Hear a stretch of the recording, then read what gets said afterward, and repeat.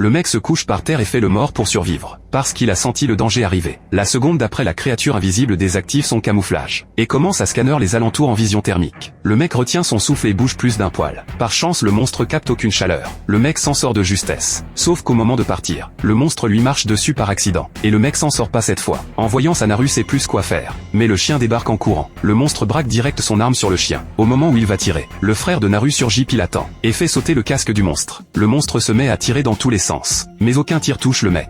Tout part dans l'arbre visé par le laser. Le frère le provoque à cheval sans arrêt. Le monstre est furax. Il ramasse son casque prêt à en découdre. Et c'est là que Naru percute un truc. Le monstre tire que là où le laser pointe. En voyant que son frère court un danger mortel, Naru chope son fusil et fonce. Mais comme c'est sa première fois avec une arme à feu, elle oublie de mettre la mèche. Vénère, elle se met à gueuler sur le monstre, pour attirer son attention.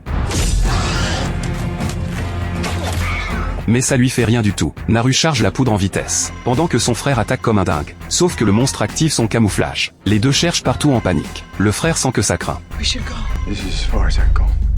Et la seconde d'après, le monstre lui transperce la poitrine. Naru reste figé de terreur. Au moment où le monstre va l'achever, le frère ramasse un crâne et poignarde la jambe du monstre, ce qui le rend complètement fou. Il achève le frère sur le coup, puis se retourne pour en finir avec Naru. Mais elle a déjà disparu. En fait, Naru s'est enfuie au bord d'une rivière, après la mort de son frère. Elle jure de le venger. La nuit tombe. Naru voit le chien revenir vers elle. Mais le truc bizarre, c'est que le chien fixe un point devant lui. Naru se penche pour regarder, et découvre les chasseurs qui les avaient capturés, elle et son frère. En fait, la veille, les deux se faisaient poursuivre par une bande de chasseurs. Au moment où ils se croyaient perdus, le monstre a débarqué et les a tous butés. C'est comme ça qu'ils ont pu s'enfuir. En voyant les derniers chasseurs se laver les mains, Naru lève son fusil prêt à tirer. Mais au moment d'appuyer sur la détente, elle a une meilleure idée. Pendant que le chasseur boit, Naru l'assomme avec une pierre. Quand il se réveille, il découvre qu'il lui manque une jambe. Mais son fusil est toujours là. Naru compte utiliser le sang de sa jambe pour attirer le monstre. Puis elle avale une fleur qui fait baisser sa température corporelle, pour devenir invisible au scan thermique. Très vite, le monstre suit l'odeur du sang, et repère direct le chasseur armé au sol.